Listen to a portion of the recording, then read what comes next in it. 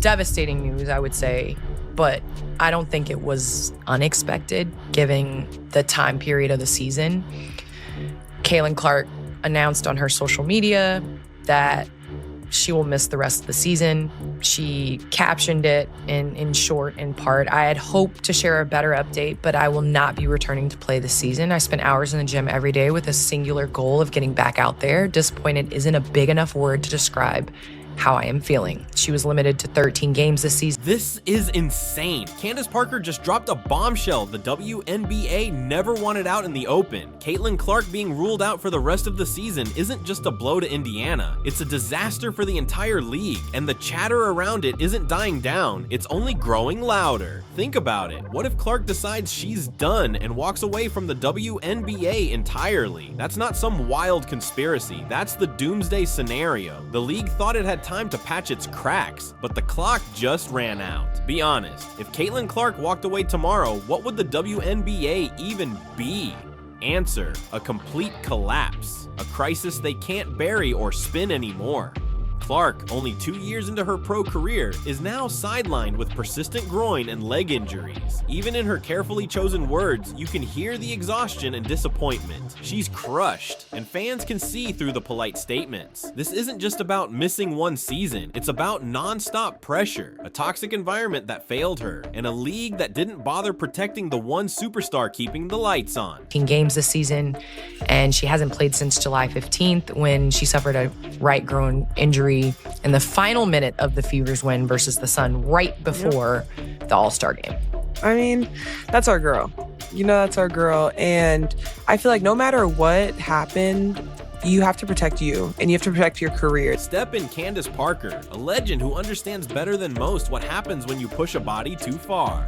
She didn't sugarcoat a thing. Parker came right out and said Clark made the smart move by shutting it down. She admitted that in her own career, she ignored the red flags, tried to tough it out through injuries, and ended up paying dearly for it. Her advice to Clark couldn't be clearer. Don't let the league pressure you into sacrificing your future. Don't repeat my mistake. Protect your body first. That's hard-earned wisdom, spoken with the kind of authority only a true veteran can bring. Reason to force anything, and I feel like her just kind of having that approach of doing what's best for her is all we can ask for, because we'd rather Caitlin sit out and then come back next season and we're ready to roll and we're ready to rock. And so we've just been supporting her, and she's been supporting us. She's always there. We're getting to watch film, and she's in there walking through saying, hey, and we're like, get out, go do what you need to do. But I mean, she's still the same. And I feel like our approach, because we've been missing her for so long, is just to come in and compete. And we have a good rhythm, I think, with everyone that's came in. And so just keeping that as our main focus. Here's the real problem. This isn't just about Caitlin Clark's health. It's about the survival of the WNBA itself. Every single number that matters. Attendance, TV ratings, merchandise sales skyrocketed because of her. She didn't just lift Indiana, she carried the entire league into the spotlight. And now, the WNBA's one true game changer is stuck on the bench in street clothes, while executives scramble to spin this nightmare. But the question no one wants to say out loud is simple. What if Clark says she's done? What if she decides her body, her future, her career mean more than breaking herself for a league that can't even protect her on the court? That would be nuclear fallout. Let's be honest, fans didn't suddenly wake up caring about the WNBA brand. They showed up for Clark, they bought her jersey, they packed arenas to see her play, they tuned in for her highlights. Take her out of the equation and those arenas go silent overnight. You're right back to half-empty gyms and forgotten live streams. And the worst part? This didn't have to happen. The league gambled by refusing to protect her. Every game turned into a brawl. Clark getting shoved, elbowed, hip-checked in midair. It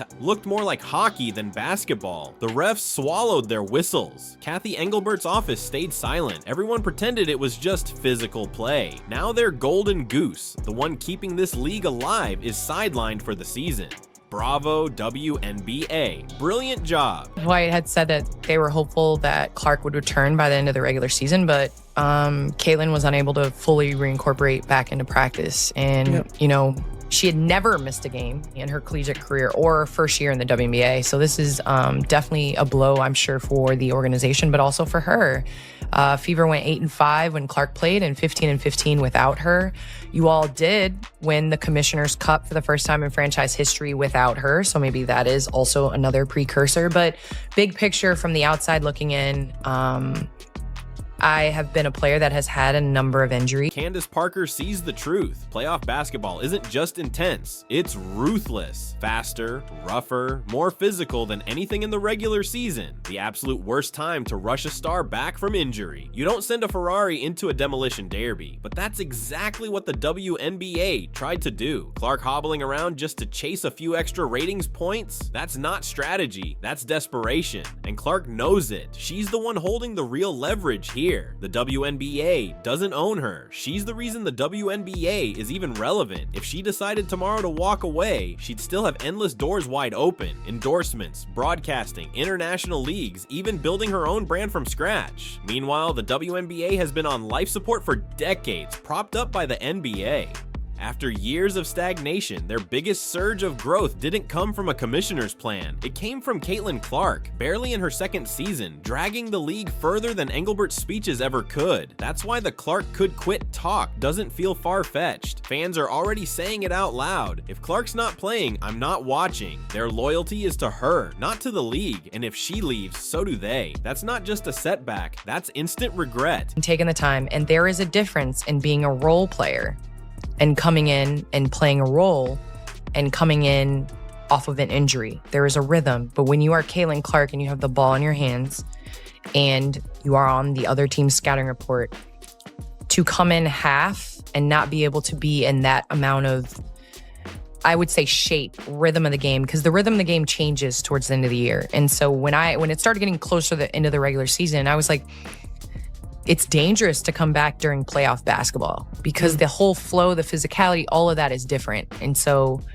I know it's difficult to kind of take time and understand the big picture, especially when you're living with tunnel vision and you've worked so hard to get to where you're at, but it's the smart thing. And I'm proud of this generation for taking the time they need, looking at the bigger picture and making sure that they get healthy. So Caitlin Clark, hope you feel better. You have a great off season. Candace Parker deserves credit for saying what nobody else would. Her words weren't just advice for Caitlin Clark. They were a direct challenge to the WNBA itself. Respect your players. Stop burning them out. Stop rushing them back before they're ready. Clark isn't just another piece in a rotation. She's the player every opponent circles in red. And if she's not at full strength, she has no business being on the floor. Parker practically applauded her for realizing that truth before it was too late. But here's the deeper issue. This isn't only about health, it's about trust. Clark poured everything into this comeback. She spent hours every day grinding through rehab, pushing to return. You could hear the heartbreak in her voice. Yet when she spoke publicly, she thanked her fans and teammates, but not the league, not the refs, not the leadership. That silence says everything. The fans were there for her. The league wasn't, and that's why the Clark could walk away talk feels so real. She's already seen firsthand that the WNBA won't protect her, so why keep playing a rigged game? If she leaves, the options are endless. Overseas leagues would pay her millions, tax-free with lighter schedules and actual protection from referees. Or she could pivot entirely. Broadcasting, endorsements, media ventures, even NIL-style projects that reshape the next generation. Clark could build something bigger than the WNBA itself.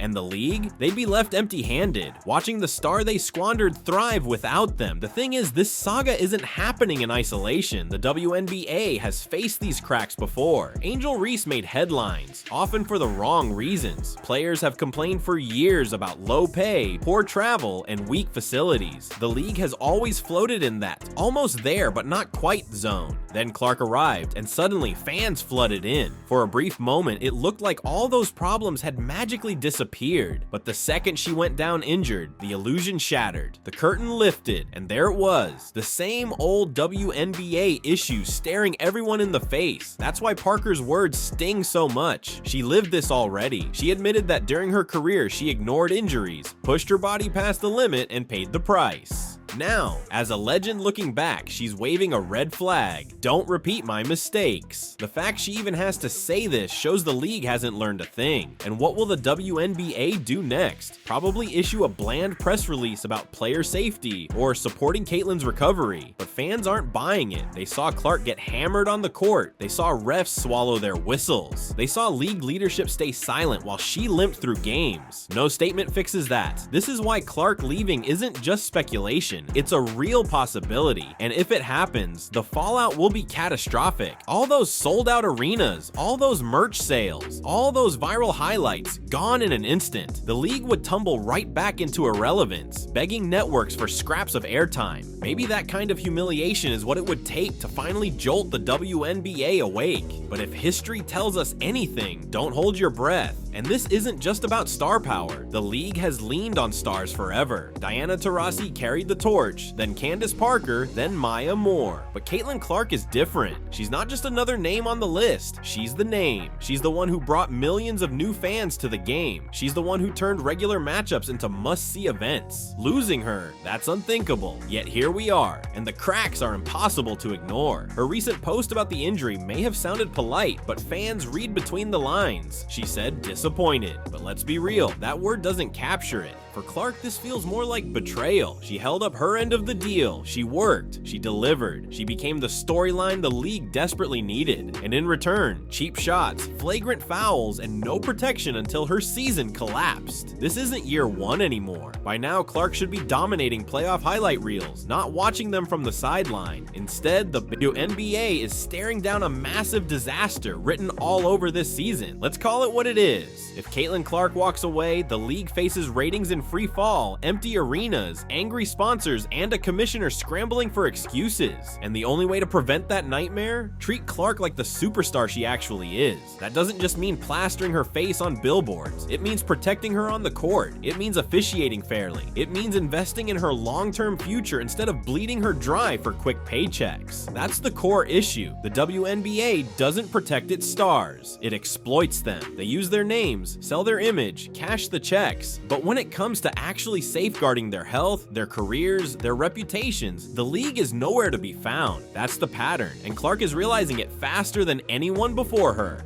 Candace Parker practically spelled it out. She warned Clark not to make the same mistakes she did. The postseason, Parker said, is no place for a half-healthy player. She praised Clark for choosing wisely, for not rushing back. But make no mistake, that was more than just praise. It was a warning. If she lets them, the WNBA will run her straight into the ground. And think about the decision Clark just made. Every pressure imaginable, media hype, sponsor demands, playoff narratives, all pushing her to return. And she still said no. She chose her future over the league's desperation. That choice says everything. It proves one thing. Clark understands her worth better than the league ever has. And the fans, they see it too. They're the ones who sold out arenas. They're the ones buying tickets months in advance. And now, many of them are saying the one line the WNBA never wanted to hear. If Clark's not playing, why should I watch? That's the nightmare echoing across social media, ticket sites, and living rooms everywhere. This isn't some petty drama like Angel Reese's headlines. This isn't about charter flights or league logistics. This is the league's crown jewel, sidelined. And while Candace Parker, one of the greatest to ever do it, flat out says Clark made the right call, the WNBA is left staring at a full-blown crisis. The choice is right in front of them. Step up, protect the biggest star the league has ever had, and prove they can handle success. Or watch Caitlin Clark walk away, taking their entire future with her. Because Clark isn't naive. She knows her value. She knows she's bigger than the WNBA itself. And once a player realizes they don't need the institution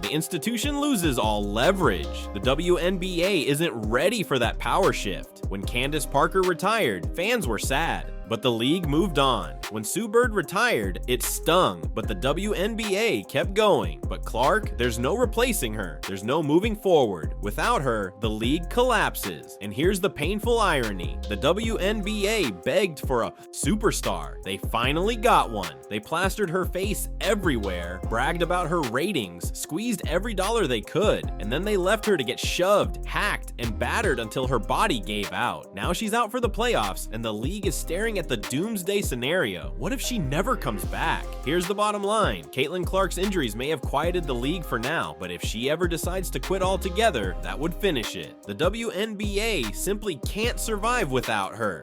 Candace Parker just confirmed what fans already knew. Clark was right to protect herself. And if the league doesn't change course, if they keep ignoring the warning signs, then one day Clark could make the decision no PR spin can fix. She'll walk away for good. And when that happens, instant regret won't just be a headline, it'll be the WNBA's obituary.